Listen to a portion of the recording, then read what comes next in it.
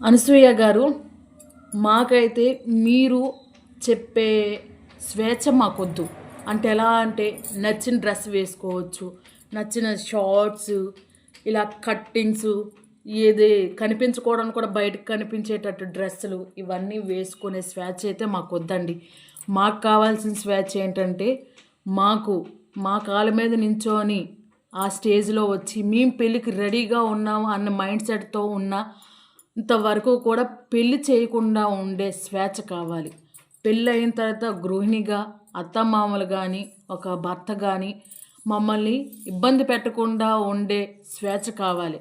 ఆడపిల్ల పుడితే ఆడపిల్ల పుట్టిందా చి అని అనకుండా ఉండే స్వేచ్ఛ కావాలి.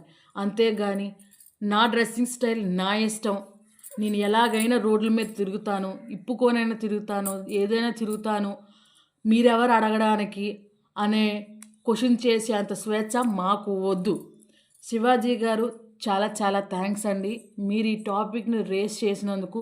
ఒక్కరు మారినా మీరు విజయం సాధించినట్టే, మా లాంటి ఆడవాళ్ళకి అది చాలా గర్వంగా ఫీల్ అయినట్టే. సో అనసూయ గారు, మీరు ఇలాంటివి కొంచెం మానితే బాగుంటుందని నా ఫీలింగ్. మీరేమనుకుంటున్నారో జస్ట్ కామెంట్ సెక్షన్లో కామెంట్ చేయండి.